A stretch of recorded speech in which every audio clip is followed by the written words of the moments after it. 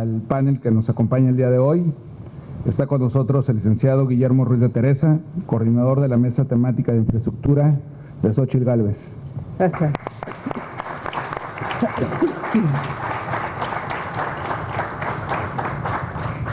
El licenciado Jaime Aguilar Contreras, nuestro anfitrión, director general de la Asociación de Terminales de Operadores Portuarios. Hola.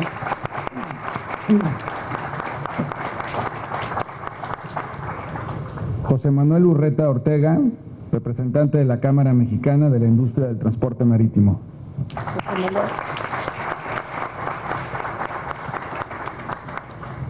Fernando Coni Ledesma, vicepresidente del Consejo Directivo de la Asociación Mexicana de Agentes Navieros.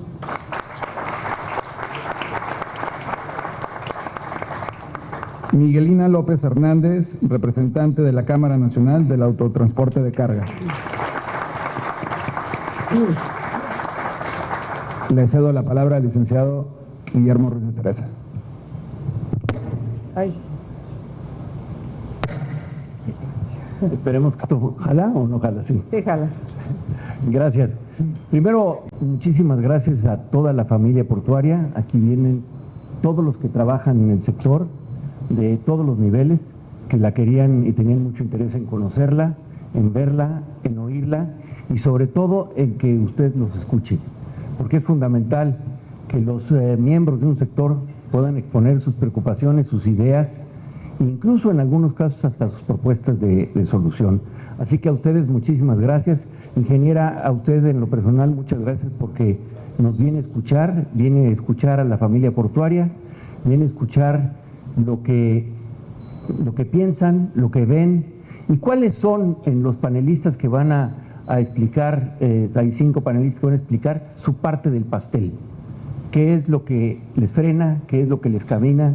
¿Qué es lo que nos puede funcionar? Entonces, mi agradecimiento por tomarse este tiempo de platicar con todos. Muchas gracias, ingeniera. Antes de pasarle la palabra a los panelistas, quiero tomarme 2 minutos para hacer una reflexión con ustedes. He trabajado muchos años con ustedes en los puertos. Siempre pensar en los puertos es pensar casi en un mundo sólidos, totalmente cerrado. Pero hoy, si vemos qué tenemos enfrente el nearshoring. Y el nearshoring es una oportunidad que tenemos que usar y usar todas sus posibilidades porque nos va a dar opciones de más trabajo, mejores salarios, mejores opciones. Creo que no podemos pensar en puertos que funcionen muy bien y que no tengamos una carretera de salida o aeropuertos que nos hagan llegar tarde, como nos ha pasado. Creo que a todos los que vinieron ayer y hoy llegamos tarde porque los aeropuertos no están funcionando muy bien. Ya no hablemos de los ferrocarriles que se nos quedan parados en muchos lugares. En fin, no les cuento lo que ustedes conocen.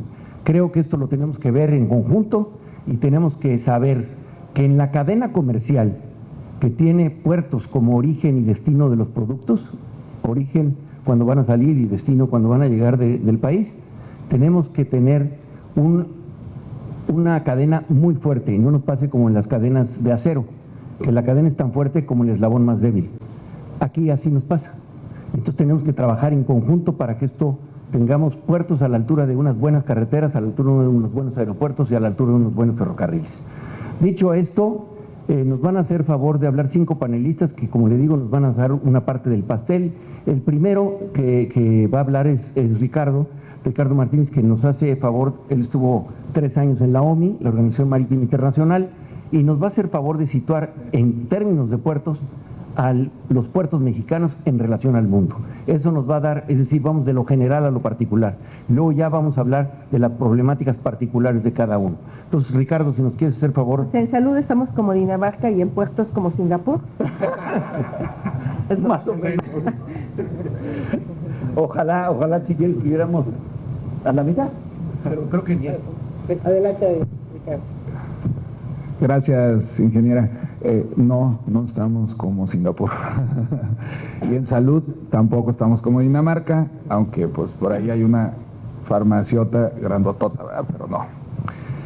Quisiera platicarles un poquito sobre el tema de México del mundo marítimo y portuario internacional.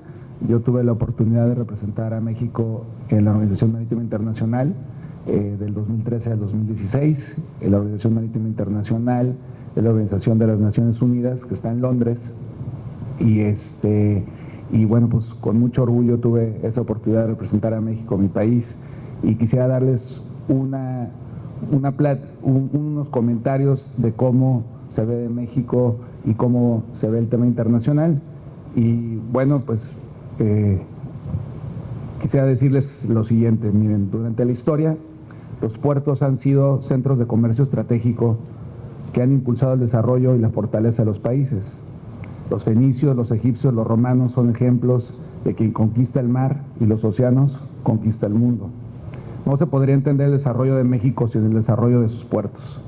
Desde la Constitución de 1917, donde se conceptualizó en el artículo 27 el derecho a transmitir el dominio de las tierras y las aguas a los particulares, se dieron las bases para el desarrollo portuario nacional. Fue en 1939, con el inicio de la Segunda Guerra Mundial, que los puertos mexicanos se militarizaron, al igual que la mayoría de los puertos del mundo. Es también, al término de la Segunda Guerra Mundial y ante la necesidad de regular la protección de las aguas internacionales, el comercio internacional, la construcción de embarcaciones y el mundo marítimo en general, que en 1948 se creó la OMI, la Organización Marítima Internacional. Les doy un dato muy importante: el 70% de nuestro planeta son aguas internacionales y la Organización Marítima Internacional regula ese 70% de nuestro planeta. Es una organización muy importante de las Naciones Unidas que en México tal vez no se escucha tanto, pero tiene muchísimo peso internacional en el comercio y es, digamos, el alma mater de nuestro sector en muchos sentidos. La ORMI es responsable de la seguridad y protección de las navegaciones y de prevenir la contaminación del mar por los buques. La OMI ha tenido un papel fundamental para el comercio y el desarrollo internacional. Actualmente, el transporte marítimo internacional representa el 80% del transporte mundial de mercancías, el 80%. Ante la creación de la OMI y con tiempos de paz, los puertos y el transporte marítimo se fue desmilitarizando en el mundo. En México, en 1976, los puertos regresaron de la Secretaría de Marina a la Secretaría de Comunicaciones y Transportes, como lo marca la Constitución de 1917. Sin embargo, en el 2021, la administración de los puertos volvieron a pasar de la hoy Secretaría de Infraestructura y Comunicaciones y Transportes, antes la SCT, a la Secretaría de Marina, quedando México como uno de los pocos países con puertos administrados por militares, en una circunstancia que se vive en Corea del Norte, Venezuela y otros países similares. En términos comerciales, fue en 1995, con la creación de las APIs, hoy conocidas como ASIPONAS, Administraciones del Sistema Portuario Nacional, que se dio un paso a un modelo económico donde el gobierno se asocia con particulares para el desarrollo portuario y marítimo. En pocas palabras, y esto es muy importante, el gobierno y los particulares son socios y comparten obligaciones y derechos. Existen 16 ASIPONAS que son la columna vertebral del sistema portuario mexicano. 4 de estas ASIPONAS manejan más del 80% de la carga y del comercio mexicano. De esas 4 hay 2 en el Pacífico, que son Manzanillo y Lázaro Cárdenas, y 2 en el Golfo de México, que son Altamira y donde estamos, la más importante, Veracruz. Ante los retos comerciales internacionales, durante el periodo 2012 a 2018, se duplicó la capacidad portuaria de México, con obras estratégicas en Tuxpan, Manzanillo, Lázaro Cárdenas, Progreso, Coatzacoalcos, entre otros.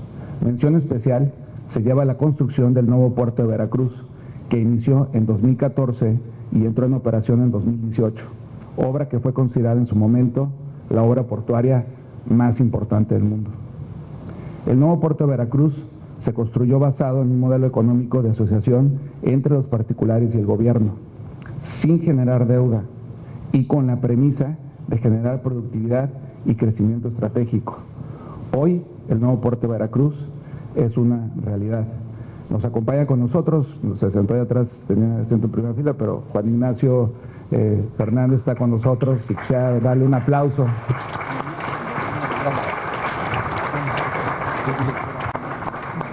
Porque con valentía e inteligencia le ayudamos a que hiciera el nuevo puerto de Veracruz. Vale, muchas gracias. Sí. Actualmente, México enfrenta nuevos retos y oportunidades en materia portuaria y económica. El nearshoring es sin duda el hilo conductor que durante los próximos años generará o no un crecimiento económico sostenido para generar nuevos y mejores empleos con mayor remuneración para todos los mexicanos. En ese contexto, los puertos juegan el papel fundamental. Es por eso que ante la falta de inversión estratégica en los puertos en los últimos años, se deben de retomar proyectos como la segunda y tercera etapa del puerto de Veracruz, el desarrollo de la laguna de Cuyutlán en Manzanillo, el desarrollo del Sausal junto a Ensenada en Baja California, la construcción de la segunda etapa del Puerto Progreso que nos haría más competitivos como país. También, ¿Cuál fue el tercero? el tercero es el desarrollo del Sausal, está junto a Ensenada, Baja California. Importante porque llegan desde Asia muchos productos y en lugar de que lleguen a Estados Unidos a Long Beach o a San Diego, deberían llegar a México. Y el cuarto fue... La construcción de la segunda etapa de Puerto Progreso. ¿Qué está haciendo ahorita el gobernador? ¿Cuál es? Está el Puerto Progreso, está queriéndolo. Está queriendo hacer todo. Pero ya tiene la lata. Está en proceso exactamente. Hicimos un tren que impactó mucho. También se deberían de considerar nuevos modelos de crecimiento económico, como la creación de zonas económicas estratégicas en los puertos, como existen en Singapur. Zonas donde las empresas pueden instalarse para la producción y manufactura de productos, potencializando el nearshoring y el crecimiento de México. Para terminar, sin duda México tiene una capacidad extraordinaria para un desarrollo marítimo portuario, un desarrollo que debe ir de la mano con una gran alianza entre gobierno y los particulares, un desarrollo que es nuestra gran oportunidad histórica y es momento de aprovecharla. Muchas gracias.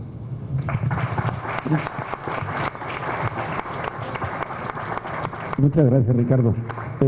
Ingeniera, habíamos primero propuesto como dinámica de la mesa que hablara un panelista y usted pudiera dialogar con él, pero por cuestiones de tiempo, debido a que uno de los problemas de este esquema comercial es que los aeropuertos ahora están un poco fallando y los vuelos se nos han atrasado, pues entonces vamos a hacerlo un poco más a prisa. ¿Sí le parece y usted está de acuerdo? Bueno, Que pasen los 5 y ya luego hacemos tenemos un diálogo también todos. Ok. Jaime, si nos hicieras favor.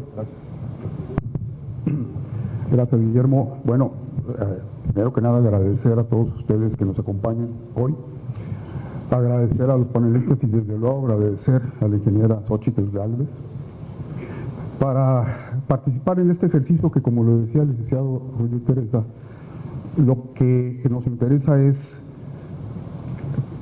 obtener una visión del futuro. Muchos tenemos muchos años acá en este negocio y sabemos que es tan dinámico que siempre tiene un futuro, siempre hay nuevos retos y ese es el principal objetivo, comentar. Está aquí representada la comunidad portuaria de Veracruz, pero también parte de la comunidad portuaria nacional. Yo les comento que desde la Asociación de Terminales y Operadores Portuarios, esta nace justo cuando nace el sistema portuario como hoy lo conocemos. En 1995 nace la Asociación de Terminales y Operadores Portuarios, les decía, como respuesta a la dramática transformación que sufren los puertos en 1993, que crearon una figura que el tiempo nos ha demostrado lo exitosa que es, que son las APIs, hoy ASIPONAS, y que no es otra cosa que una, digamos, asociación en participación que hace la ley, que genera la ley de puertos entre el gobierno y los privados. La asociación, ingeniera, es única en su tipo nacional. Aquí se aglutinan a los principales operadores, no solo de México, sino del mundo. Los principales están dentro de la asociación, los principales operan en los puertos mexicanos. Tenemos desde capital chino, filipino, estadounidense, danés, etcétera. Es decir, los principales operadores del mundo también operan en México.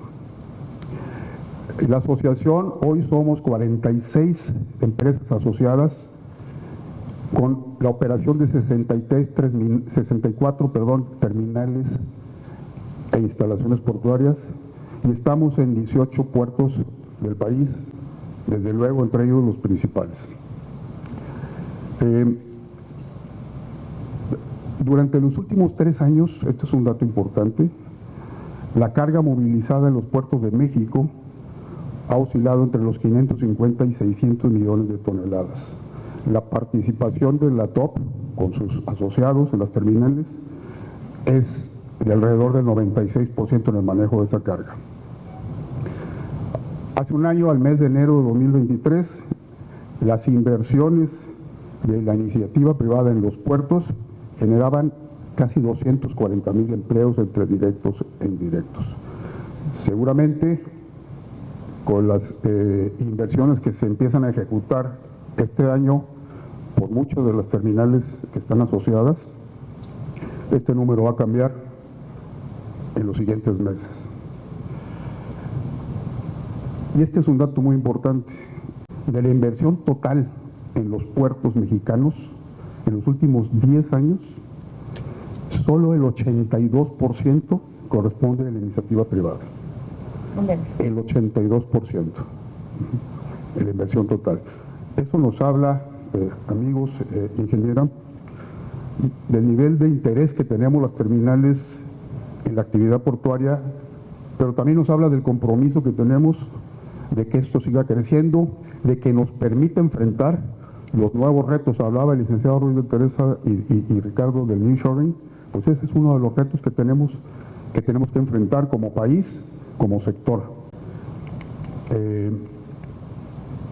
La TOP seguramente, vuelvo a decir, con esta inversión que se está ejerciendo este año, este 82% seguramente va a ser más elevado dentro de un año. Les agradezco nuevamente su atención y estoy a sus órdenes. Gracias.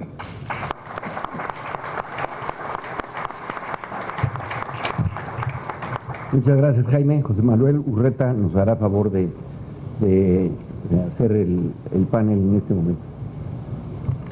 Páselo.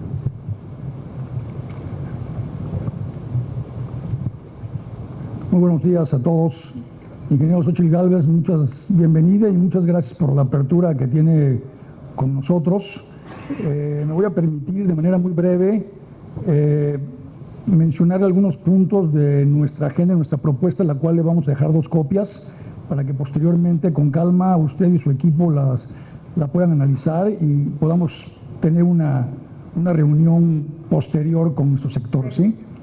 Dentro de la agenda del sector marítimo, la cual es muy amplia, tenemos el cabotaje, la construcción naval, la educación náutica, el corredor interoceánico del Istmo de Tehuantepec, la descarbonización del sector marítimo y, por supuesto, la equidad de género en el sector marítimo, la cual es muy importante para nosotros.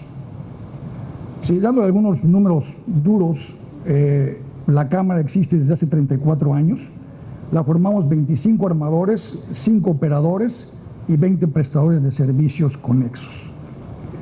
Llegamos a ser la 5ª flota del mundo en atender plataformas petroleras. El sector marítimo mexicano genera aproximadamente 300,000 empleos directos e indirectos, altamente especializados y una fuente de constante inversión en la capacitación de su personal. El 80% de la actividad petrolera se da en el mar, por lo que una flota marítima mexicana moderna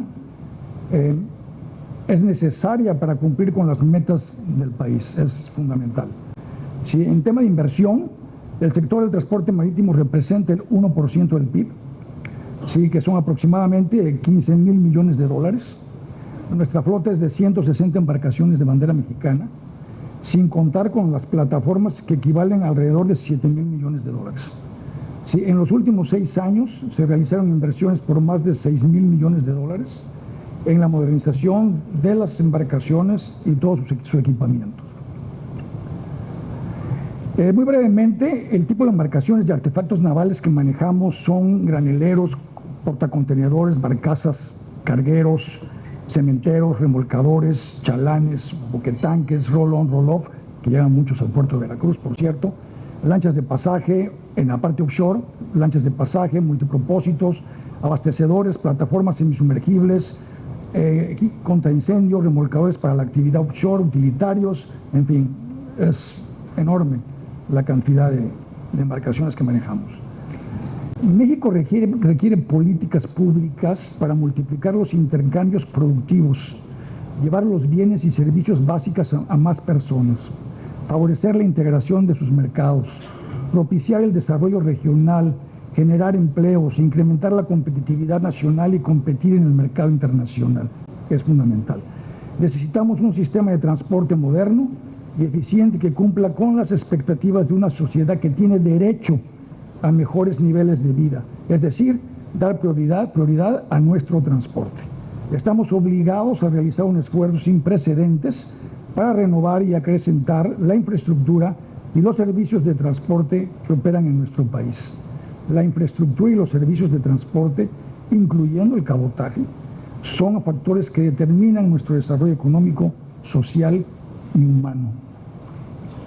Los países que compiten con México dan prioridad a su transporte y a su cabotaje. Están conscientes de que el desarrollo de estos es una condición fundamental para mantenerse vigentes en la economía global. Necesitamos hacer lo mismo. Nuestro avance económico y las oportunidades de bienestar para la población están correlacionados con el grado de innovación de nuestro transporte y de la infraestructura, puertos, carreteras, aduanas, etc. En México, el cabotaje se ha reducido a su mínima expresión, tomando en cuenta su régimen y esquema fiscal, los altos costos portuarios y la desaparición de muelles de cabotaje, ¿sí?, en los puertos nacionales, prevaleciendo el cabotaje especializado en el offshore nada más. Le puedo poner un ejemplo muy sencillo. Por ejemplo, en Estados Unidos, por la Jones Act, ninguna embarcación mexicana puede hacer cabotaje. Y el argumento es que es seguridad nacional, para ellos. Pero en México sí. O sea, la Ley de Navegación y Comercio Marítimo, como está en esos momentos, sí permite que extranjeros hagan esa función en México. Pues necesitamos nivelar la balanza. ¿Sí? El 99% del intercambio comercial internacional vía marítima se efectúa en buques extranjeros. La flota offshore que realiza tráfico de cabotaje se ha incrementado notablemente con embarcaciones de bandera nacional. Sin embargo, un porcentaje importante lo realizan barcos extranjeros aún. Nos encantaría que esta actividad fuera para los mexicanos. O sea, y tenemos con qué, ¿eh? Lo único que necesitamos son las condiciones. ¿Sí? Necesitamos un gobierno que nos apoye, que tenga nuestra visión, que comulgue con nosotros, que esté a la misma frecuencia, ¿sí? Y pues tenemos todo para entrar. Bueno, pues el gobierno lo permite. Sí, pero así como está la ley. Si son competitivos, díganle. No, a ver, los mexicanos somos muy competitivos. Sí, lo que necesitamos tal vez es que tener mejores condiciones, certeza jurídica que nos permita invertir a mediano plazo para poder tener nuestras embarcaciones con la certeza jurídica que van a ser contratadas. Ok, entendí. Los beneficios que se han otorgado a la infraestructura del transporte marítimo no han sido equiparables como los que se han proporcionado a otros modos de transporte. Bien, ya se me acabó el tiempo, pero... ¿Le sigo? ¿Seguro? Muy bueno, usted es la jefa. Oye, me quedé 3 horas en el aeropuerto para escucharlos. Muy bien. A ver, hablando del cabotaje, que creo que es un... Hablando del cabotaje, que creo que es un tema sumamente sensible, me voy a permitir seccionarlo. Está el sector portuario, Claro. ¿sí?, en el desarrollo de un nuevo modo de transporte. ¿Cómo beneficia? En el desarrollo de un nuevo modo de transporte para el manejo de mercancías a nivel nacional con nuevas rutas regulares de servicio de transporte marítimo. 2. Incremento en el manejo de cargas por puertos mexicanos.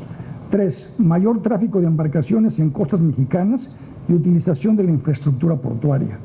En el sector autotransporte, 1, menor desgaste de unidades. 2, disminución en el consumo de combustibles que se traduce en menores emisiones de dióxido de carbono, ¿sí?, a la atmósfera. Está ahorita que está de moda el CO2 y demás, ¿no?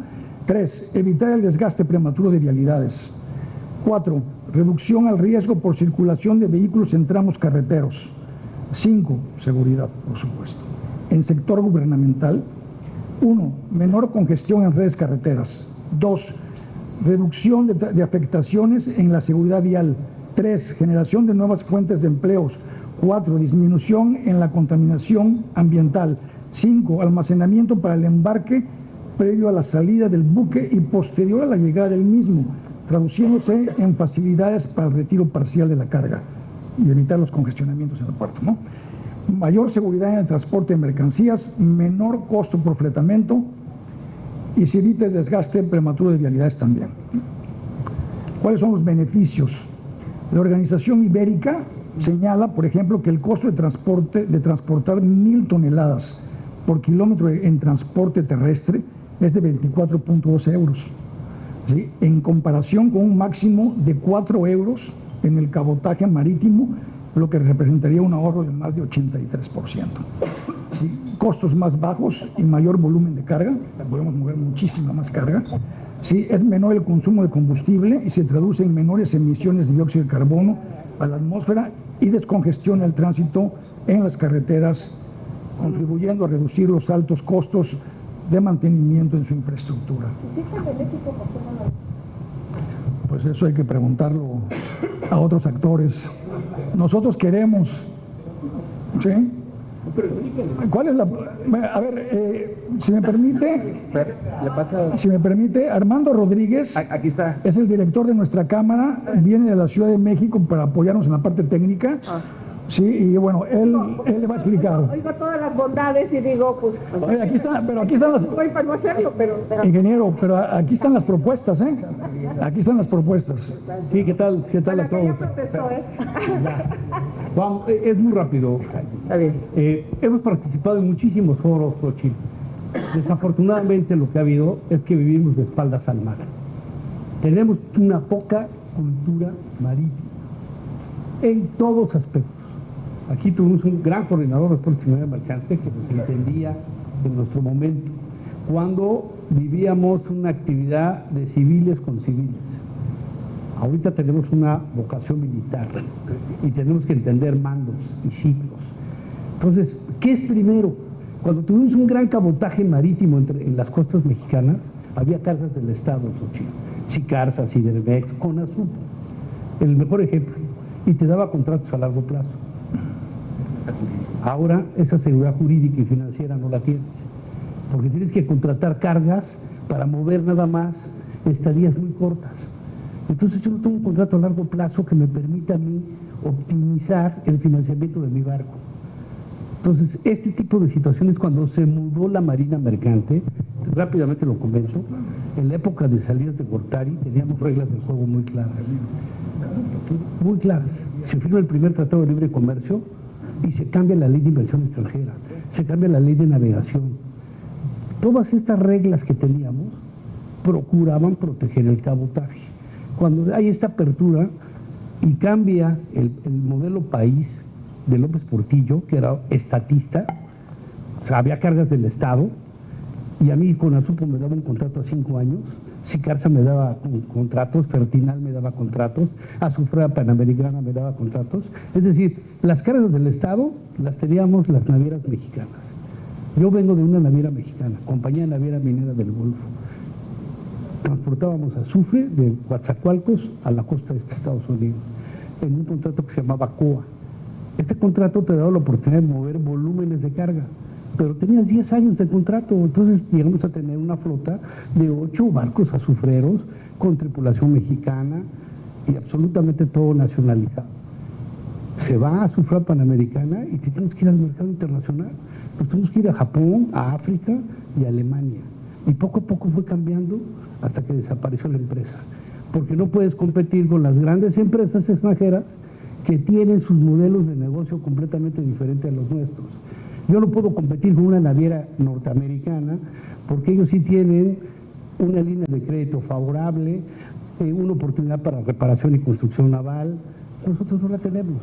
O sea, cuando hubo estas cargas del Estado, que repito fue en la época de López Portillo, pues había una ley de fomento a la marina mercante, había reserva de carga, había facilidades. Ahora no las hay. El mercado es abierto, pero se fueron las cargas. Y ahorita nadie te contrata un barco de bandera mexicana de 22,000 toneladas en el Pacífico para ver qué se me ocurre, qué voy a mover y en cuánto tiempo. Entonces se volvió un mercado spot, todo es corto, ¿no? Pero bueno, es un negocio. ¿Qué sucedió? Se mudó la marina mercante, ese es mi punto de vista muy personal, al sector petrolero, porque aparece Cantarell, y nos vamos todos al tema petrolero. Entonces los navieros que tradicionalmente participaban en ese cabotaje que comentas, se mudaron al tema petrolero, que es donde tenemos las 186 barcos de bandera mexicana. Ahora, ¿qué sucede? ¿Por qué no trabajamos todos los que tenemos que ver con el cabotaje? No pensando que el cabotaje marítimo sea del tema del sector marítimo. No. Ser parte del juego. O sea, ¿por qué no somos aliados de la Canacar? ¿Por qué no somos aliados del ferrocarril? ¿Por qué no somos aliados de los usuarios, de las terminales? Entonces, nuestro punto de vista es, y lo trabajamos con Guillermo mucho tiempo, es cómo nos ponemos de acuerdo todos para que con la autoridad, en su momento, pongamos las reglas del juego para regresar a ese cabotaje que tuvimos en un tiempo. Pero fueron nuestros contratos. Te agradezco mucho. Muchas gracias.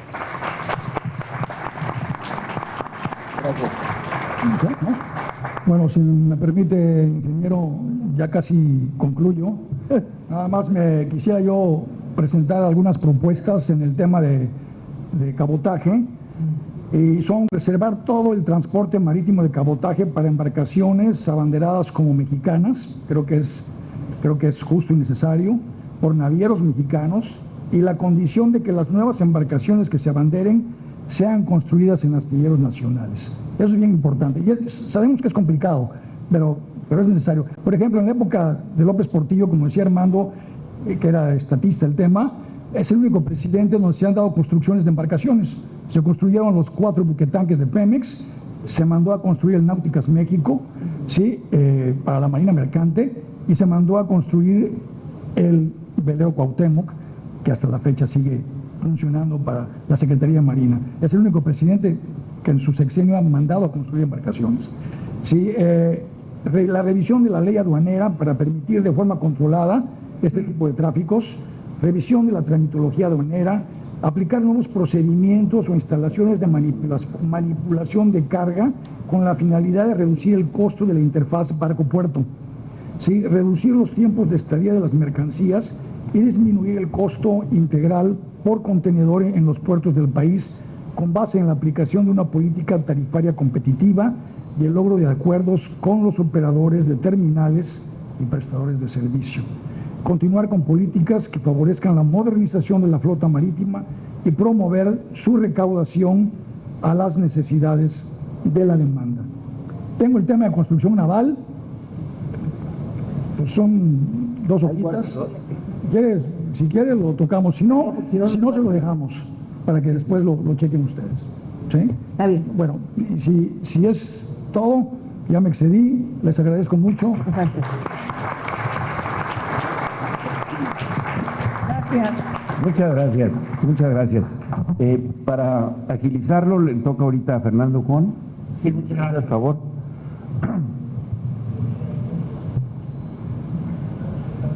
Buenas tardes a todos.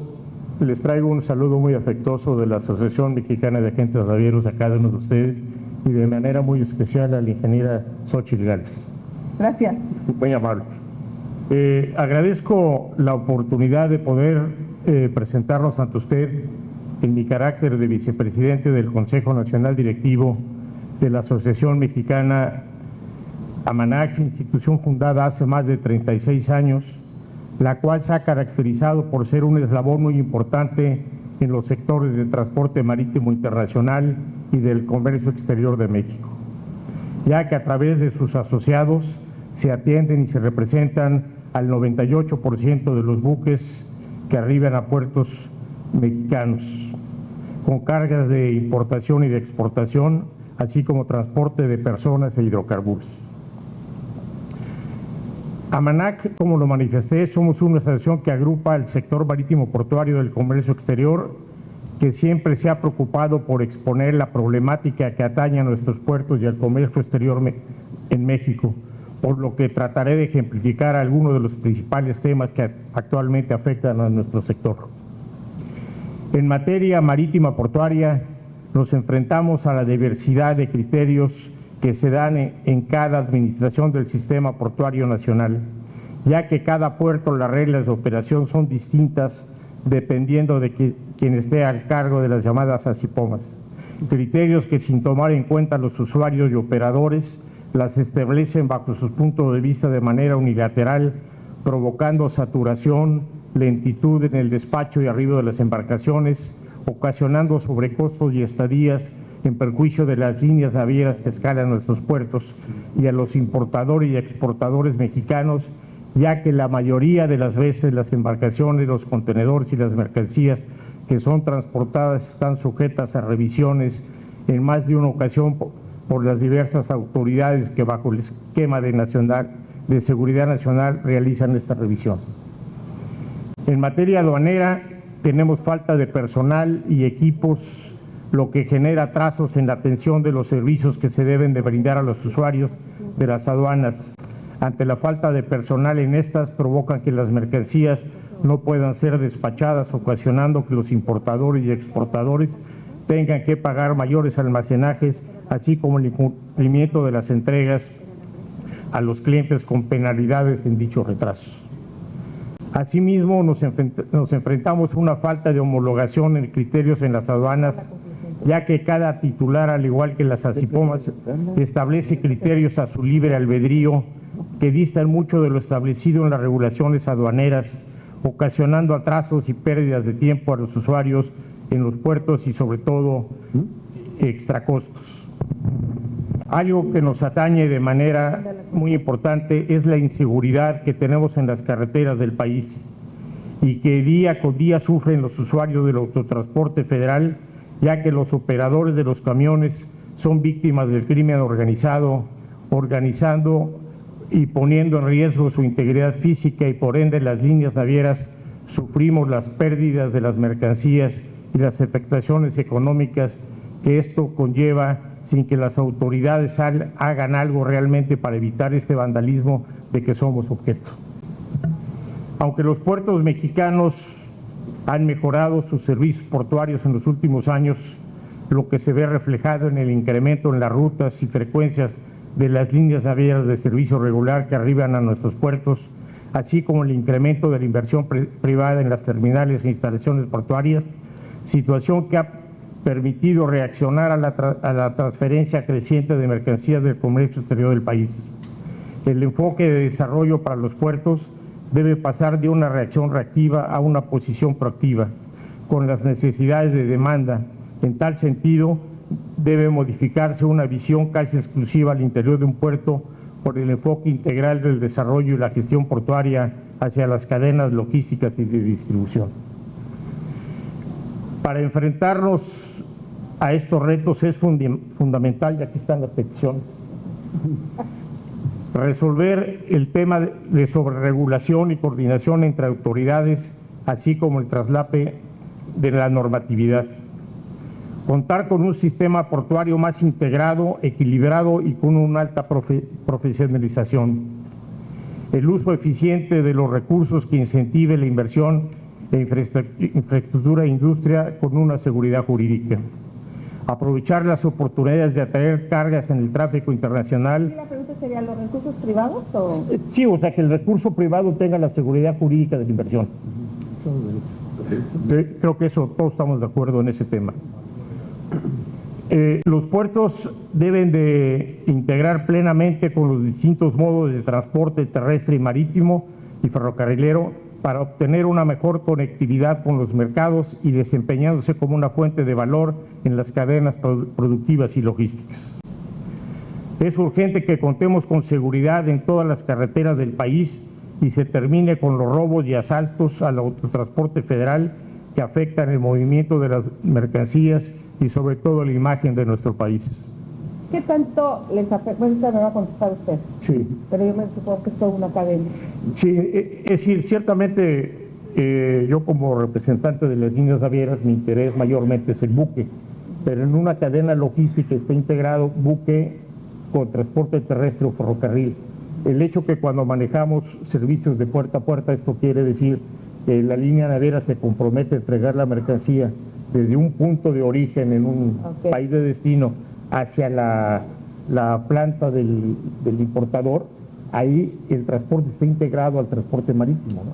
Luego entonces, ese no es un tema solamente de la gente que maneja el camión, es un tema integral de la cadena logística de transporte.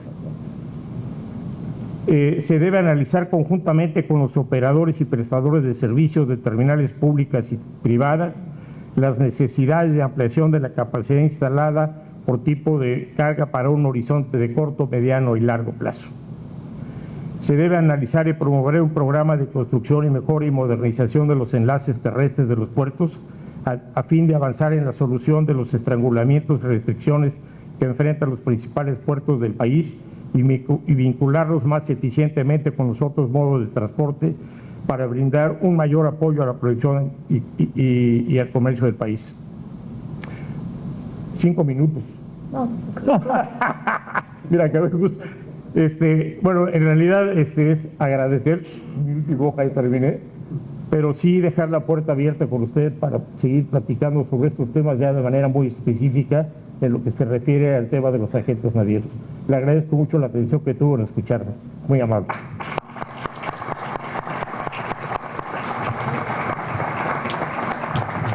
Fernando, muchas gracias. Y para terminar, pero no al final, pero no es lo último, pero es algo muy importante. Una vez que vimos el esquema que estamos de las distintas partes del pastel que tienen en el manejo de los puertos, viene Miguelina, que nos va a hacer favor de decirnos algo muy importante. Ella es de la Cámara Nacional de Transporte, de la Cámara de Autotransporte de Carga, y nos va a hablar de toda la problemática que existe una vez que sale del puerto. ¿Con qué se encuentran? ¿Qué es lo que tienen? ¿Qué pueden hacer? ¿Y cómo debemos de caminar? Miguelina, por favor, y muchísimas gracias. Gracias. Buenas tardes, mi nombre es Miguelina López. Yo represento a la CANACAR, la Cámara Nacional del Transporte. Es una asociación que agrupa más de 200,000 empresas y genera un promedio de 6 millones de empleos. Quiere decir que tenemos el grueso en cuanto a la relación de transporte. ¿Qué pasa con el transporte en México? Bueno, pues aquí en este panel hemos hablado del tema de inseguridad, de infraestructura, de muchos temas, porque nosotros somos parte de la cadena logística, somos un eslabón en cuanto a lo naviero y a todo lo que es la cadena logística. ¿Qué pasa? Pues nos enfrentamos con muchas situaciones adversas porque a pesar de que se hacen muchos esfuerzos por parte de incluso de las ASIPONAS, de la NAM, tenemos infraestructura, Xochitl. Tenemos esta situación de que se habla de proyectar mayores cantidades de embarque, mayores cantidades de viajes, mayores cantidades de mercancía, grandes volúmenes, y para eso necesitamos transporte terrestre también, además del ferrocarril, por supuesto, y otras vías, pero que son menores. En nuestro caso, en el puerto de Veracruz, tenemos el 70% en cuanto a transporte terrestre, lo demás es por otras vías alternas. Pero ¿qué está pasando? Nosotros nos enfrentamos con infraestructura, y no hablo nada más de carreteras, hablamos de todo lo que conlleva esto, ¿sí? Las vialidades son pésimas, ¿sí? No tenemos, por ejemplo, yo voy a hablar a nivel nacional, tenemos en el puerto de Manzanillo una cuello de botella para entrar al puerto, para salir del puerto, afectamos a la población civil con nuestros camiones, no tiene los pisos, la infraestructura correcta en cuanto a la ciudad, no está, necesitamos que se invierta en ese tema, que se vea para este lado en nuestros camiones. Nos falta también nuestras flotillas, también debemos de renovarlas, estamos trabajando en ella y necesitamos facilidades, recursos, que se voltee al sector transporte para este tema, ¿sí? No nada más todo el mundo habla de que mejores camiones, de más carga, pero ¿qué pasa? También se desgastan, necesitamos facilidades, que se den facilidades al transporte.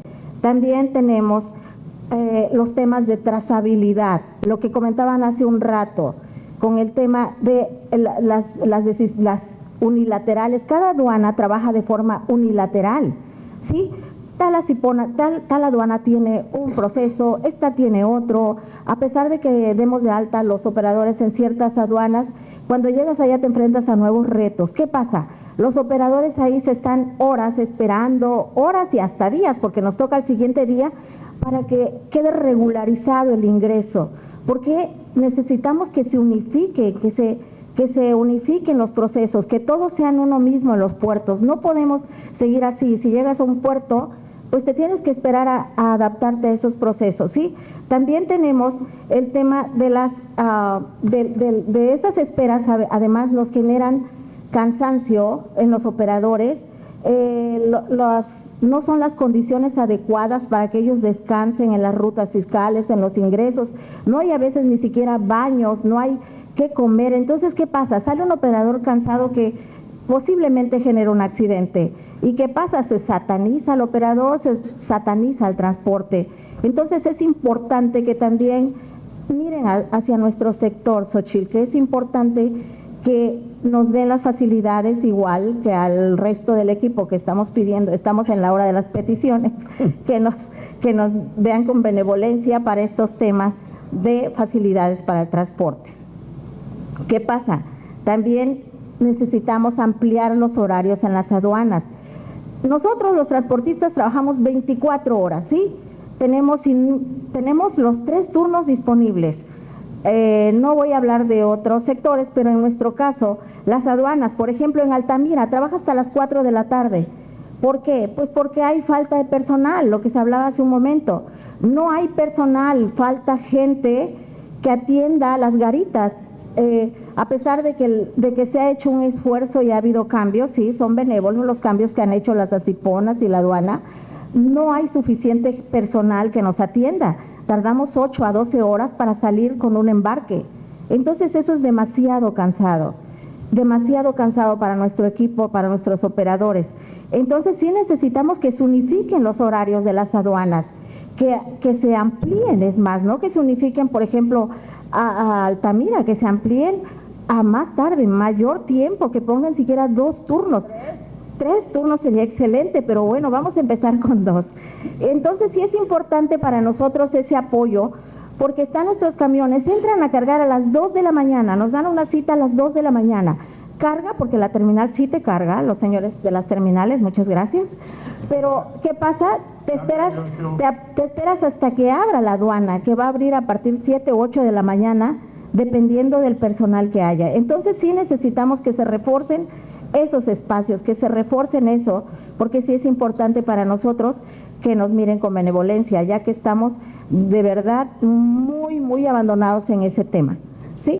¿Me puedes comentar sobre los asaltos al transporte público? Yo estoy muy conmovida con lo que le pasó a un operador ahí por Mundo E, que a las 10 de la mañana lo asaltaron y lo mataron. Y lo que pasó en Querétaro este fin de semana, bueno, estos días, ¿qué tan frecuentes son los asaltos a los transportistas? No, es nuestro día a día. Todas las empresas hemos invertido en mayor tecnología, en más gente, pero hay una situación, de verdad, hay una, por parte de la autoridad, un descuido total, ignoran totalmente, y sí somos víctimas de asaltos, nos balacean las unidades.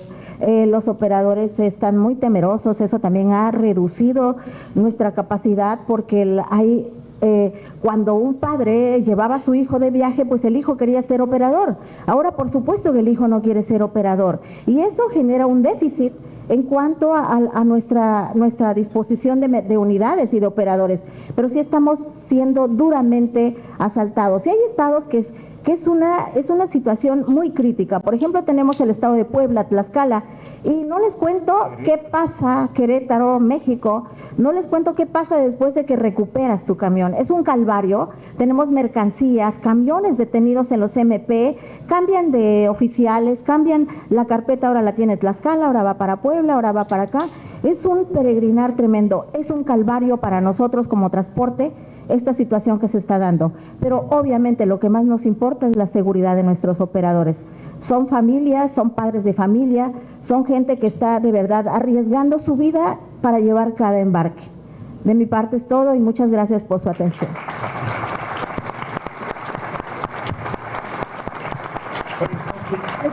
Les puedo hacer una pregunta que tengo.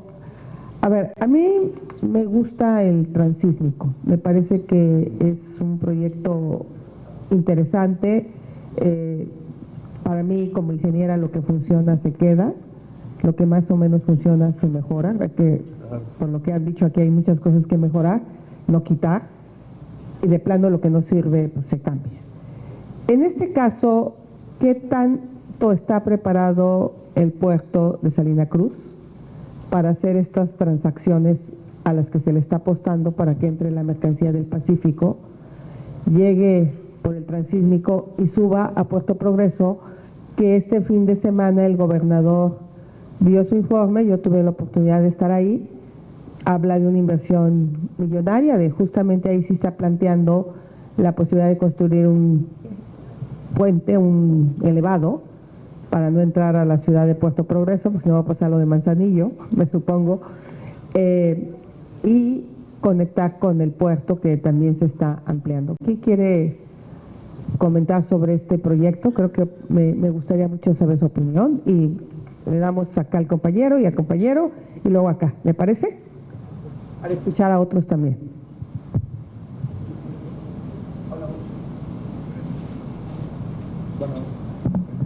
Buenos días, ingeniero.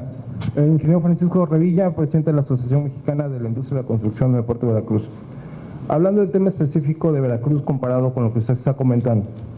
Cuando estábamos peor, a Cipona le asignaba el 30% del ingreso al municipio de Veracruz y ese recurso se utilizaba para mejorar la infraestructura del puerto para poder sacar toda la mercancía del puerto. Yo, la verdad, los felicito porque toda la logística que ustedes traen por su trabajo, pues es muy apta. Pero de nada sirve si no tenemos una infraestructura para poder sacar toda la mercancía que ustedes están transportando. Lo que comentaba el licenciado Fernando, si hago un contrato desde Hong Kong hasta la puerta de mi empresa, la entrega pues no me sirve de nada porque saliendo del puerto me asaltan. Necesitamos infraestructura, necesitamos seguridad, que es lo principal. Una noche hace poquito me tocó ver un convoy de 8 fules de combustible con patrullas de la Guardia Nacional. Entonces yo creo que Miguelina también quisiera tener esas patrullas atrás de sus vehículos y todos los demás. Hoy en día la Sedena, la Marina se dedica a la construcción, espero que la Guardia Nacional no se dedique a la construcción. Entonces sí es necesario que apoyen a los municipios que son puerto, porque de nada sirve tener muy buena infraestructura si al final el recurso o el producto de ustedes no se concreta. Y si el costo eran de $4 la entrega, ahora van a ser 20 porque el seguro tiene que pagar ese robo de mercancía, el daño al vehículo del transportista, la vida del operador. O sea, es un engranaje muy completo, pero todo parte de la seguridad. Pero si un municipio no da las condiciones adecuadas a un puerto para que esa mercancía salga, va a ser un fracaso. Tenemos un Coatzacoalcos que es un pueblo fantasma. Da miedo entrar a Coatzacoalcos. Tenemos una ciudad industrial que es una vergüenza. Ya prácticamente es una ciudad industrial abandonada porque no hay nada que ir a hacer allá. No se puede ni transitar. Entonces todo es un mecanismo muy importante que el sector de la construcción junto con el sector portuario tienen que ver con el apoyar a los municipios para dotar de infraestructura general a todo ese sistema y que bueno, que el Estado, el municipio sea un municipio productivo y atractivo para todo eso. Gracias.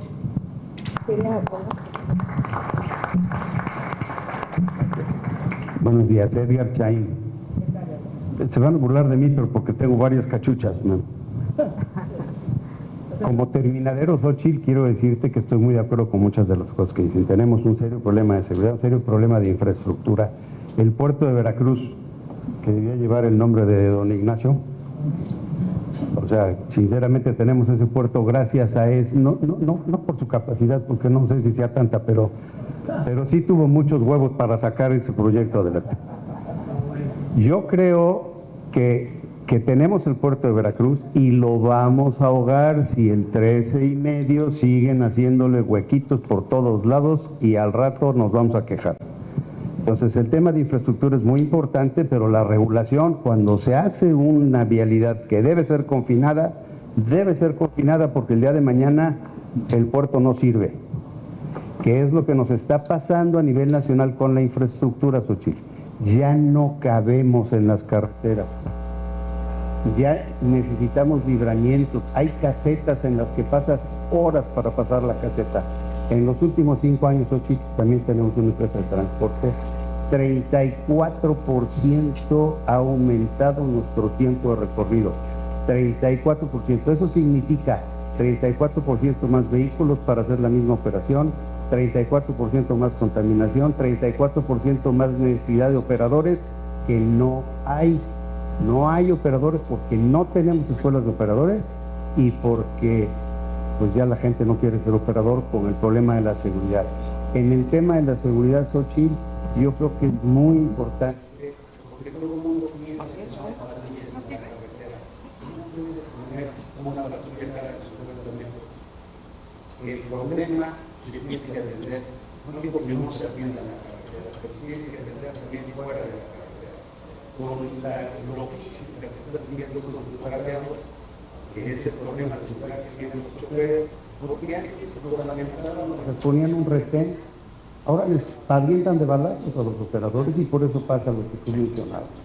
Entonces, el tema de seguridad no se atiende solo en la carretera. Todos los que nos dedicamos a esto sabemos en dónde están distribuyendo la mercancía que se roban. Pues si lo sabemos nosotros, lo saben las autoridades.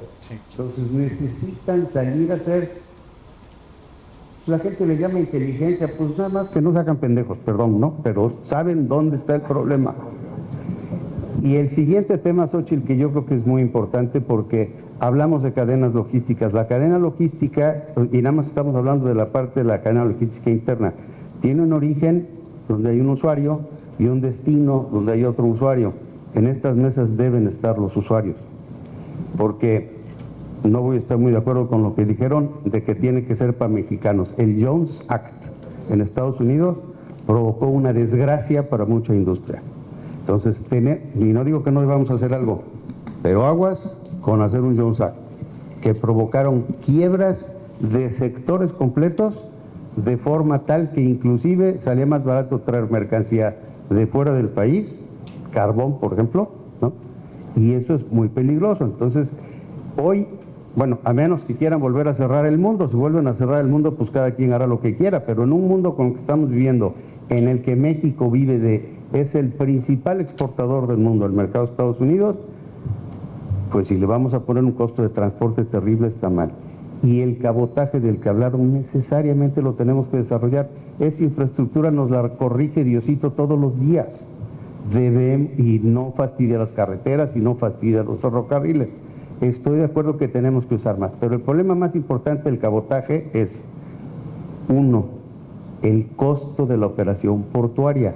No puede uno hacer cabotaje usando los puertos como hoy están. Tiene que ser una regulación absolutamente diferente para el cabotaje, porque, bueno, Xochitl, también somos terminaleros. Pues los terminaleros somos costosos para el cabotaje. Entonces, al barco le tienen que dejar la posibilidad de él cargarse, el descargarse y él hacer sus operaciones, que no dependan de terminaleros, que no dependan de...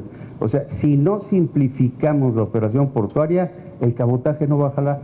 Y el cabotaje lo necesitamos más que muchas cosas. Y perdón, voy a entregar el micrófono porque si no me quedo aquí 3 días. A ver si me contestas desde el transísmico. Ahí, Juan. Como veo que nadie te contestó el transísmico, me voy a permitir. Gregorio Chedraui, soy miembro del Consejo de Administración de APIVER. Hoy le dicen Asipona, pero para mí seguirá siendo APIVER toda la vida. Y puntualizar algunos temas con el transísmico. El transísmico conecta 2 puertos pequeños, sin infraestructura, que no se dedican, principalmente Coatzacoalcos, su fuerte no es la carga contenerizada. Vamos a meter un barco de 2,000, 3,000, 4,000, el número que quieran de contenedores. Los barcos hoy tienen miles de contenedores. Vamos a tardar en descargarlo completito, bien eficiente, 4 o 5 días. ¿Voy bien o me regreso? Va bien, va bien. Luego tengo un tren, el tren corre, es doble vía, pero corre hacia el siguiente puerto. Le voy a meter 100 furgones portacontenedores. Llevo 2 contenedores en cada furgón. Son 200 contenedores por viaje. Vamos a pensar que sea súper eficiente estos trenes de los años 50 que compró la Secretaría aquella. ¿Cuántos viajes tengo que hacer? Si hago un viaje diario por un barco de 2,000 contenedores y voy a llevar 200 contenedores en cada viaje, necesito 10 días para mover la carga de un barco pequeño de 2,000 contenedores de aquí para allá. Tengo que juntar todos esos contenedores de aquel lado antes de poder cargar otro barco con 2,000 contenedores. Y lo mismo en el sentido inverso. Nada más que ya generé cuellos de botella. Tengo 2 vías, ese no es el problema. El problema es que la misma terminal que va a estar ocupada descargando es la misma terminal que va a estar ocupada cargando. Entonces, es un proyecto muy romántico. A nivel de ingeniería podría sonar interesante. Tendríamos que tener la capacidad mínima del puerto de Veracruz instalada en Coatzacoalcos y en Salina Cruz, mínima, para que eso fuera remotamente viable. Mínima. No hay forma que con los puertos que tenemos hoy en día, de aquel lado y de este lado, podamos hacer que el transísmico sea un proyecto funcional. No hay forma. No competimos con Panamá, no competimos con absolutamente nada. Eso viene de la época de Porfirio Díaz, fue un tema que se romantizó mucho, se habló, y la realidad es que ahí se fue quedando, y unos le metían un poquito más, ahorita le metieron demasiado más, otra cantidad de dinero tirada a la basura, porque no va a redituar en absolutamente nada. Y tocando el tema del cabotaje, en el cual pues conozco un poquito el tema también, entre algunas cosas fui terminalero, transportista, estoy en el Consejo del Puerto. Uno de los principales problemas que enfrenta hoy el cabotaje es que los puertos, a raíz de que se militarizan, se asumen como recintos fiscalizados totales. Y además del tema de las terminales, porque bueno, la Cipona le da una concesión a un operador para que éste opere una terminal, la Cipona cobra una renta, la Cipona cobra un porcentaje sobre los ingresos, obviamente el terminalero tiene que ser negocio, porque si no, pues ¿para qué invierte su dinero? Y de ahí tiene que venir el del cabotaje a pagarle al terminalero que le paga a su vez a Cipona. El problema no es ahí, el problema es que tú llegas al puerto de Veracruz como carga nacional, vienes de Progreso a Veracruz y te va a recibir aduanas y te va a decir, ¿qué vienes? Ah, vengo de allá. Ah, tienes que pasar por mi sistema de aduana. Los puertos se han asumido como recintos fiscales totalizados y no, un puerto tiene un área fiscal para comercio exterior y tiene un área libre, o debiera, o tenían en el pasado, un área libre para comercio nacional, para este cabotaje. Desafortunadamente, a raíz de la militarización, ¿qué pasó? Nosotros sabemos cómo son los militares, ellos se blindan, ellos se cercan, y entonces todo el puerto se asume como un recinto fiscal que necesariamente tienes que ver con aduanas para poder transitar a través de él. En el entendido que ya está la prensa y que todo lo que digas lo Se están lo usado en mi grabando. contra. Quiero hacer una pregunta y si me la quieres contestar públicamente y si no, en corto. Uno de los argumentos para meter a los militares a estos recintos fue la corrupción. Pero ese se usó para muchos otros temas. Se usó para quitar las estancias infantiles y no hay nadie en la cárcel. Se usó para quitar el aeropuerto de Texcoco y no hay ningún empresario en la cárcel. Entonces el pretexto de la corrupción se ha usado para muchas cosas. Lo que a mí me han dicho en una reunión con agentes aduaneros es que la corrupción es peor que no le entienden, porque pues, los otros eran corruptos, pero al menos ágiles. Estos son corruptos y atoran todos los trámites, porque como no entienden muy bien todo el régimen aduanero, pues unos te aplican un código, otros otro y otros. Y entonces que se ha vuelto un tortuoso, pero que la corrupción sigue. No sé si alguien quiera o tú quieras contestar. Te lo contesto rapidito. La corrupción ha sido una gran bandera para el habitante de Palacio, en una palabra. La realidad es que yo creo que los puertos mexicanos eran unos puertos sumamente eficientes, se manejaban, podría yo presumir, casi como grandes empresas nacionales privadas. Había mucha seriedad, había mucha formalidad, se hacían las cosas muy, muy bien. La realidad es que a raíz de los años 90, cuando se crean las APIs, nació de una hoja en blanco. Y sí, no te voy a decir que no hay corrupción en las aduanas, pero no es el puerto. Las aduanas son otra cosa. Los puertos, pues al final del día se empiezan a contaminar con temas de política, con posiciones y demás. Sí lo había, sí lo había. Lo hay, lo sigue habiendo, no se acabó, como no se acabó la corrupción en este país, y lo seguirá habiendo. Y además hemos caído en problemas, y lo comentaba Miguelín hace rato. Las aduanas tienen que funcionar 24 horas al día. Las aduanas de Veracruz dejaron de funcionar por un tiempo las 24 horas al día, inclusive con servicios extraordinarios que se pagan, tienen un costo adicional para descargar los graneles, para descargar los buques que no paran en su maniobra. Y nunca habíamos tenido 18, 20 barcos fondeados en el puerto de Veracruz. Hoy llegamos a tener más de 20 barcos fondeados en el puerto de Veracruz. Y si bien el puerto sigue creciendo, porque ya hemos roto históricos en cuanto a toneladas de carga movidas, imagínense si lo estuviéramos haciendo de una manera más eficiente. Máxime que tenemos un puerto que es 5 veces más del puerto que teníamos. Mucho gusto. Gracias.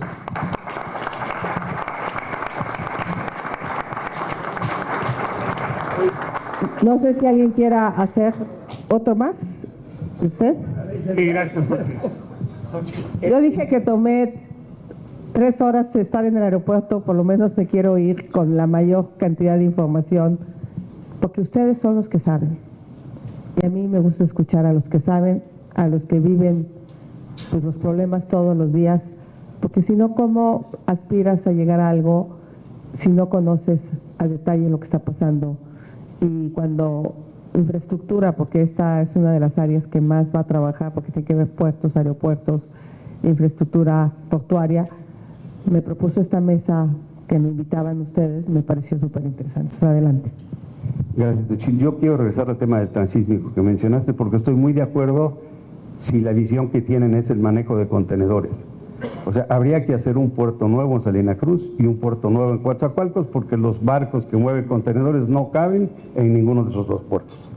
O sea, barcos chiquitos no mueven contenedores más que de cabotaje. Pero sí hay una enorme oportunidad con él por el nearshoring. O sea, no hablar de traer barcos para usarlo para sustituir al canal del Panamá, esa es una barrabasada. Lo que sí se puede es, exactamente, nosotros tenemos como bendición, porque Diosito hizo México con grandes litorales y en un lugar donde se ponen muy cercanos los dos.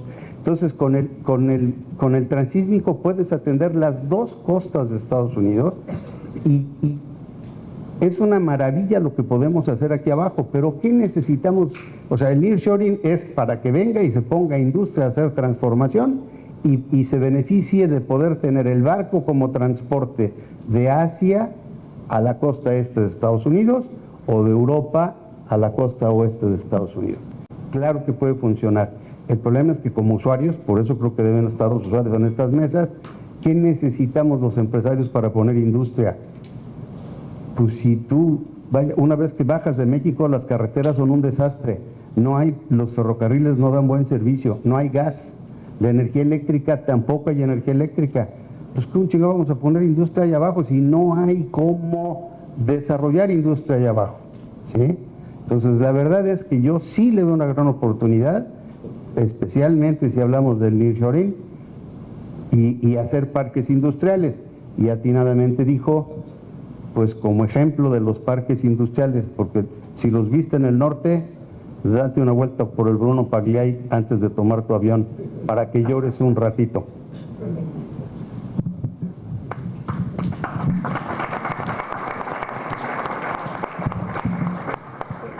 Sí, yo quiero comentar algo muy breve, pero después de... Gracias, muy amable, Fernando. Acotando a lo que dijo nuestro vicepresidente de AMANAC, le saludo y le agradezco que nos escuche. Para la ONU, Ricardo lo debe saber mejor que nadie. Tenemos 14 tratados de libre comercio, tenemos toda la ventaja y muchos de esos tratados hablan de facilidades precisamente que las autoridades deben de dar y no se dan. El transporte marítimo, el barco en sí, para poder meter sus abastecimientos, el surtirse de combustible, el cambiar refacciones, el cambiar los tripulantes, para nosotros en puerto, y sobre todo hablando de Veracruz, es también un viacrucis, como dice Miguelina, para los transportistas. Entonces, yo creo que necesitamos que la gente que está al frente de los puertos conozca muy bien de esos tratados. FAL 65, casi 60 años y no se ha podido establecer bien en México. ¿Sí? Seguimos teniendo problemas para hacer esos cambios de tripulaciones. Entonces, sería muy bueno el poder retomar esos puntos. Son pequeños detalles que, como bien dicen, en los detalles está el diablo, con los cuales no se necesita tanta infraestructura, ya la tenemos, pero los procesos y los trámites que se tienen que hacer en puerto nos hacen la vida imposible prácticamente con ello. Muy lamentable también, en la imagen que tenemos del puerto de Veracruz hacia el exterior, es que siguen siendo exactamente las mismas preguntas y las mismas respuestas. Entre más de 35 años que tengo en el medio, para los extranjeros que nos preguntan, oye, ¿por qué tarda la carga en salir? La respuesta de las autoridades siguen siendo las mismas. No tengo personal, no tengo presupuesto. Con el crecimiento que ha tenido, por ejemplo, el puerto de Veracruz, es para que tuviéramos unas instalaciones de maravilla. Muchas gracias.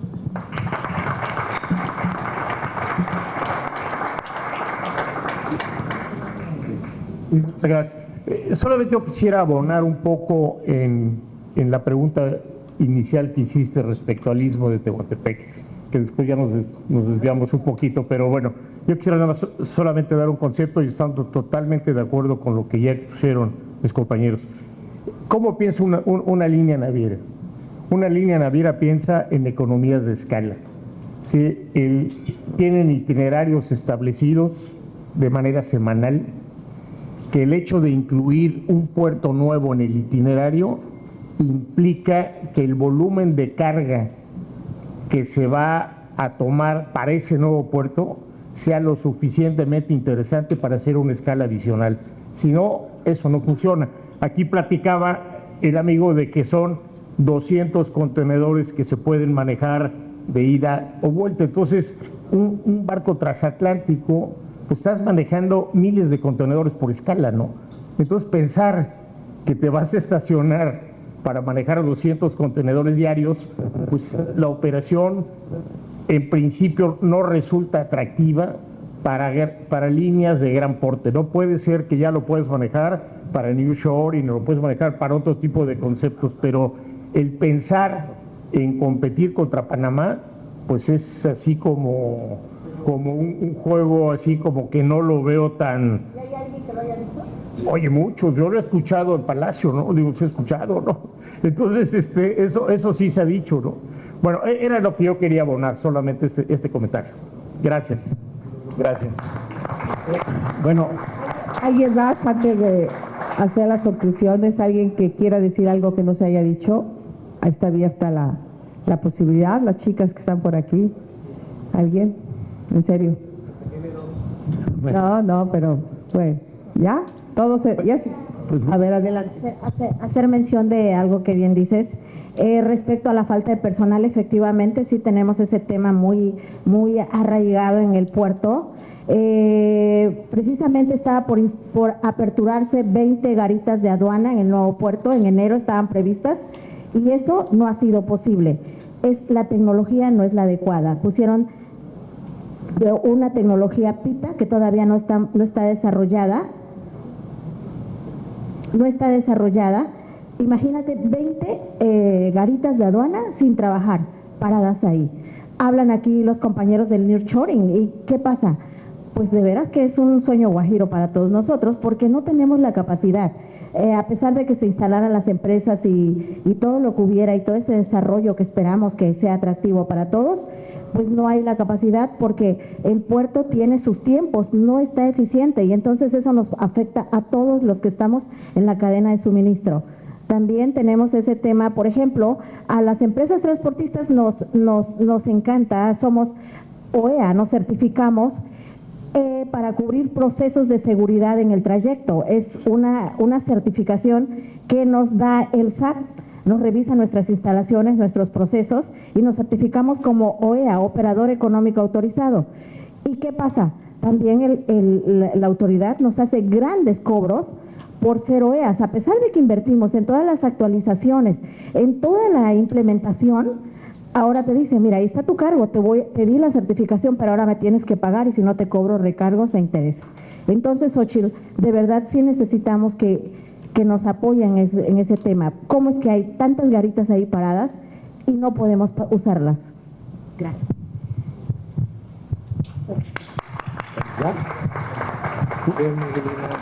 A ver, si les parece, para concluir esta reunión, esta magnífica reunión, primero quiero agradecerles a ustedes que plantearon, entiendo, todo lo que se ve, porque creo que aquí se planteó lo que pasa en los puertos a nivel nacional.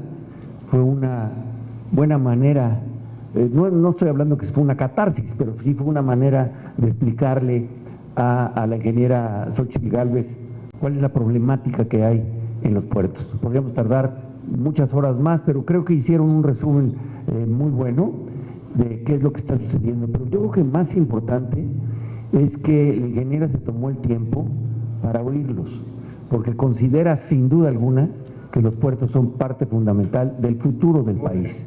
No podemos pensar en un país totalmente modernizado y organizado con puertos de segunda, con carreteras de tercera, con ferrocarriles de segunda otra vez, si no tenemos, y aeropuertos ya no digamos. Yo creo que tenemos que ir tomando lo que se están diciendo, agradeciendo la escucha que en este proceso, en esta temporalidad que estamos en el proceso de campañas, creo que es el momento de oírlos. Creo que está muy bien lo que se está oyendo y que atrás de todas esas pequeñas quejas, que las hemos oído muchas veces, hay algo que no se habló, pero se vio, se oyó y se sintió. Aquí hay voluntad de trabajo, aquí hay dinero, porque todos dijeron que estaban dispuestos a meterle dinero. Aquí hay dinero, hay voluntad y sobre todo hay compromiso. Es un sector que están comprometidos con lo que están haciendo. ¿Qué necesitan? Dos cosas, se dice rápido, dos cosas. Necesitan Estado de Derecho, que tiene su tema, pero eso es lo que necesitan, y necesitan facilitación de su trabajo. Si las autoridades facilitan facilitan lo que están ustedes haciendo, la norma, cómo se tiene que trabajar, y se hace de la manera más eficiente y fácil, y atrás se respalda con un Estado de Derecho, ya sé que lo estoy diciendo como si fuera fácil, y es muy difícil, pero bueno, por lo menos tengamos claridad a dónde vamos. Si se facilitan las cosas, se facilita su operación y se respalda todo con un Estado de Derecho, estoy seguro que eso que no se dijo es lo que más está flotando aquí en el ambiente y es lo que yo escuché sin que lo dijeran, pero evidentemente, porque los conozco muy bien, sé que a eso se estaban refiriendo. Muchísimas gracias, gracias por habernos escuchado.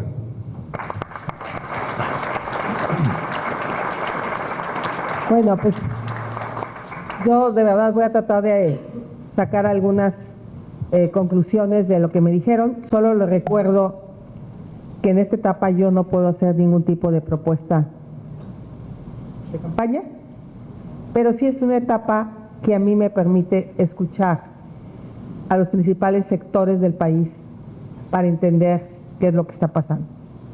Y a medida que pasa el tiempo y que escucho, me acabo de sentar con el tema de salud y no les puedo contar lo que hay. 4,000 mujeres han muerto de parto, se ha incrementado 40% la mortandad materna, solo 3 de cada 10 niños tienen vacunas. Más de 200,000 personas han muerto por falta de medicamentos de diabetes y de hipertensión arterial. Murieron 800,000 personas por COVID, cuando siempre nos dijeron que eran 350,000. Hasta que INEGI sacó datos oficiales, nos enteramos. Hay un colapso en el sector salud. Y bueno, eso fue la semana pasada. Y yo quisiera pensar que hay un área del gobierno que esté bien, que funcione. O sea, no celebro el desastre, porque ese desastre cuesta empleos, cuesta dinero, cuesta crecimiento económico. Y cuando yo escucho a ciertos personajes de la política decir que México está mejor que nunca, pues tuve la mesa de seguridad hace 15 días y bueno, esta no era de seguridad, pero parecía que era de seguridad, porque tuvimos que hablar de lo que están viviendo con el transporte, que es parte de esta cadena de suministro. Entonces, pareciera que este es un sector donde el sector privado tiene una participación importante, y mi conclusión sería: ni este gobierno ni picha, ni cacha, ni los deja batear, ¿no? O sea, porque ustedes lo que quisieran es que no los estorbara. Exacto, que fuera más eficiente, porque ustedes lo que piden es eficiencia. Y este gobierno ha invertido en proyectos, esto sí lo puedo decir porque es el diagnóstico, como una refinería que desafortunadamente todavía no refina, como un tren que desafortunadamente se paró a la mitad del camino ahora que estuve en Quintana Roo, y un aeropuerto que no es lo que hubiéramos querido para mover la carga que necesitamos mover. Quizá el aeropuerto de Tulum para mí era como muy atractivo, pero ahora que estuve en Quintana Roo, pues me contaron que te cobra lo mismo el taxi de Cancún a esa zona que el de Tulum, porque no han hecho las vías de acceso. Entonces está bien el aeropuerto, pero todavía no están las vías de acceso, y eso pues, hace que los taxis te cobren muy caro. Entonces, si no acabamos de ver proyectos integrales, pues vamos a tener problema. Yo sospechaba lo que me contestaron del transísmico, que de entrada sí me parece que es uno de los proyectos más rescatables, justamente pensando en Nearshoring. Cuando yo escuchaba, ya había estado en el puerto de Manzanillo, porque tuve una reunión muy específica con todos los operadores, con todos los aduaneros, con los transportistas de Manzanillo, y ahí fue donde me comentaron pues, el desastre que es Manzanillo, y se ve, porque el día que llegué había una fila de 18 kilómetros para entrar al puerto. Y yo me puse a pensar en esos jóvenes si les da ganas de ir al baño, si les da hambre. O sea, es un horror para el transportista que tiene operadores, y luego te enteras de que no hay en México un lugar para que los transportistas puedan pernoctar, ¿no?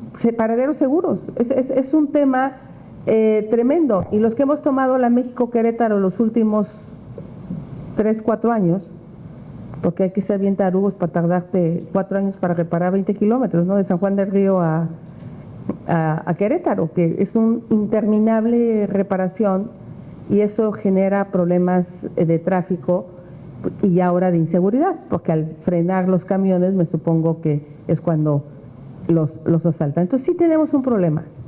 Tenemos un problema en infraestructura carretera, tenemos un problema claro en puertos. Sí pareciera, y eso también lo quise confirmar con ustedes, porque lo mismo me dijeron en Manzanillo, que la falta de personal está haciendo que la carga se vuelva cada vez más tortuosa.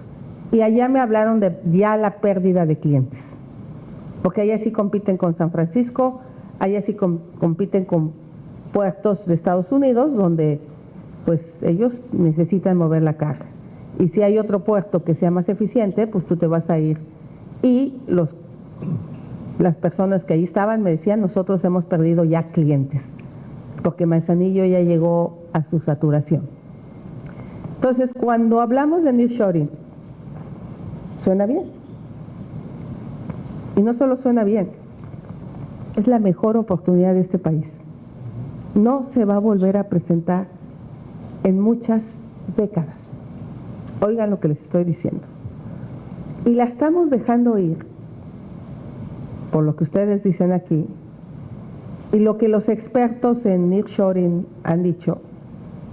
Yo voy a repetir lo que han dicho los expertos para que no me la tomen a mal acá la prensa, es 5 cosas. Estado de Derecho, y lo acaban de repetir aquí. Se requiere que la ley sea la ley.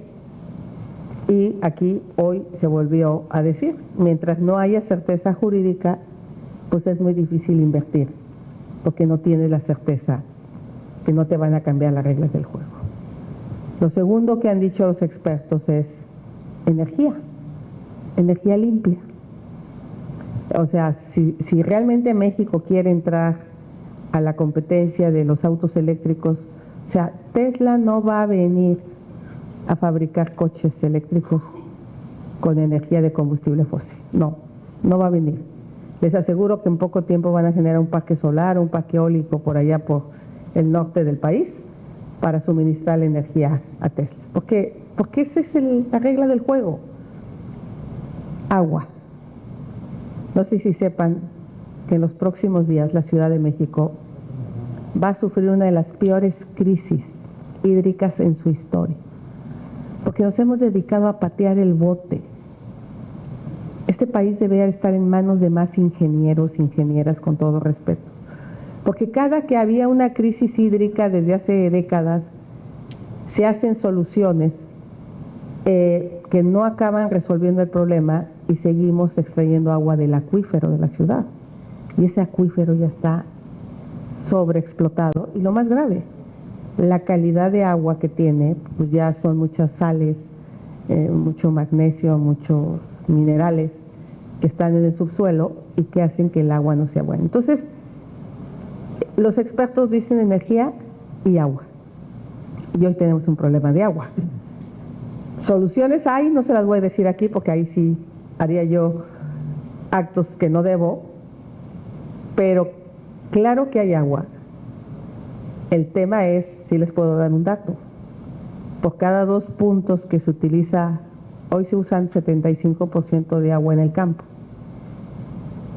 Por cada 2 puntos que ahorremos son 1,000 millones de metros cúbicos de agua. Entonces, claro que hay agua. El tema es cómo hacemos ese ahorro. Pues hay que invertir, hay que hacer cosas que en su momento yo anunciaré. El tercer punto, y creo que tiene mucho sentido con el transísmico de lo que acaban de decir y que los expertos plantean, es el capital humano. O sea, si necesitamos para usar el nearshoring o para aprovechar el nearshoring, pues tener gente a lo largo de Chiapas, Oaxaca, para los parques que han planteado aquí. Si no, pues ¿quién va a trabajar en esos parques? Entonces tienen razón los expertos cuando hablan de este tema. El cuarto punto es el que estamos debatiendo aquí. Y no porque sea el cuarto es el menos importante. Infraestructura. Por supuesto que infraestructura es la clave para que este proyecto pueda ser realidad. Por eso me supongo que allá en Manzanillo hablan de Coyutlán como la alternativa fundamental, hablan de ampliar los puertos, pero sobre todo lo que usted dice, carreteras. Les voy a contar lo que nos pasó la última vez que vinimos a Veracruz. No encontramos vuelos de regreso, más que 3 espacios y obviamente pues la jefa se fue, ni modo. Yo tenía que estar al otro día en un evento muy temprano. Mi equipo, salimos de comer a la misma hora, me dejaron en el aeropuerto, de ahí tomaron carretera. 6:30, 7 de la noche yo estaba en mi casa, viendo el americano, por cierto. Mi equipo llegó casi a la 1 de la mañana y me dicen que se detuvieron en una caseta aquí en Orizaba. Bueno, ¿cuántos años tiene ese problema? Todos. No pueden acabar una obra, un puente, años. Entonces, pobres transportistas, yo pienso en los transportistas, horas en un tráiler, sin comer, sin ir al baño, porque el otro día vi lo que le pasó a uno que se durmió. Le bajaron la mercancía, le abrieron el tráiler y le robaron la mercancía, y ese tema pues lo vive. Entonces, infraestructura para mí, y esta es una de las mesas que Yo celebro que me hayan invitado porque es la clave. Y el quinto punto de lo que los expertos hablan es seguridad pública. Y también aquí lo abordaron. O sea, si no hay seguridad en los transportes de mercancías, pues la gente se va a cansar. Y no sé si vieron la nota hoy de un periódico de circulación nacional, que el puerto de Lázaro Cárdenas tiene miles de coches de China parados porque no hay nodrizas, ¿no? Entonces, estamos en un problema. Queremos ir a las grandes ligas, pero no nos preparamos para las grandes ligas. Entonces, tengan la certeza que para mí, que estoy preparando el plan de gobierno, sus opiniones, sus propuestas son extremadamente valiosas, porque para eso se quiere gobernar, para resolver problemas. O sea, nada más, o sea, no para generar problemas, es cómo resolvemos los problemas y cómo lo resolvemos juntos.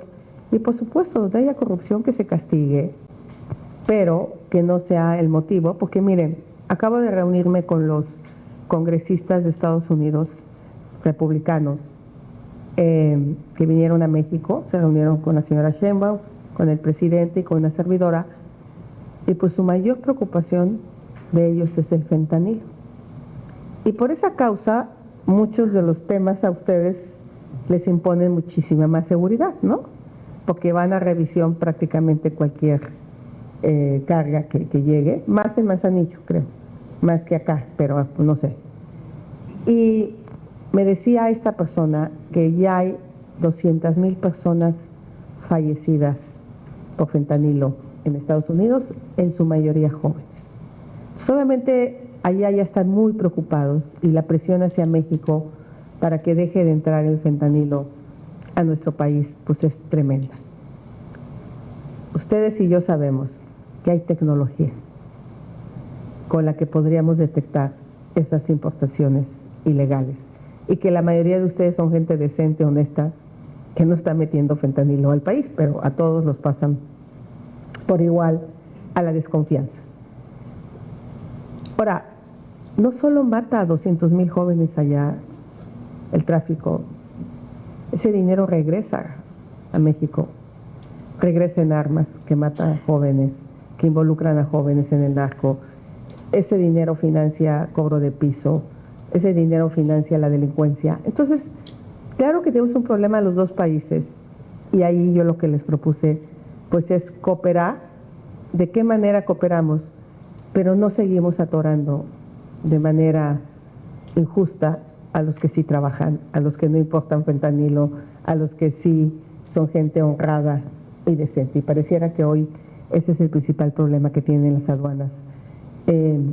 Por eso se intentó poner al ejército pensando que esto se iba a eliminar y pues el resultado es que no se ha eliminado. Yo quisiera pedir algo adicional. Hay una mesa que me gustaría que participaran, que se llama desregulación. O sea, no es cómo un gobierno regula más, cómo desregula para hacer más eficiente todo. Y creo que nosotros lo que hemos hecho es regular, y eso ha generado un cuello de botella en muchos procesos. Entonces, a mí me gustaría que los que han hablado aquí de regulación excesiva pudieran participar en esa mesa para hacer propuestas muy concretas de qué habría que desregular en esta área para realmente hacer un gobierno eficiente. Yo soy una mujer que le entiende mucho a la tecnología, le entiende mucho al blockchain, le entiende mucho a la inteligencia artificial, y yo el día que estuve en Singapur, para mí ha sido de las experiencias más brutales de mi vida, porque además me quedé en un hotel que daba hacia el puerto o que se daba hacia la ciudad, y yo decidí hospedarme hacia el puerto porque me parecía impactante lo que yo veía, las grúas, la manera tecnológica de mover toda la mercancía. Y al otro día la persona, yo soy empresaria, en ese entonces no era política, le pregunté, ¿no? Que cómo lo había logrado Singapur, cuál había sido el éxito de Singapur. Y me dijeron, ¿no se da cuenta que si realmente hay una joya de la corona es México? Ustedes tienen una frontera de 3.200 kilómetros con Estados Unidos, tienen salida a Europa y tienen salida al Pacífico. ¿No se han dado cuenta de lo que tienen como país? Yo dije, cierto. Si estos güeyes con un país así han hecho maravillas. O sea, nosotros tenemos todo para hacer maravillas, pero tenemos que entender que no se logra solo y no se logra poniendo obstáculos, sino construyendo salidas para resolver los problemas. Entonces, yo agradezco esta reunión. Créanme que tomé muchas notas. Yo te agradezco muchísimo el haberme invitado a esta reunión y a todos los que de alguna manera participaron, pues empezando por Guillermo. Muchas gracias, mi querido Jaime. Bueno, Ricardo primero fue el que habló. Gracias, Jaime. Y Fernando, obviamente Miguelina, gracias. Y Juan Manuel, gracias de verdad por los comentarios. Y a todos ustedes, a mí me gustaría llevarme una copia de lo que presentaron. Sé que la mesa va a hacer, pero generalmente yo lo adjunto a mis apuntes para que cuando busque algún dato, pues lo encuentre de manera eficiente.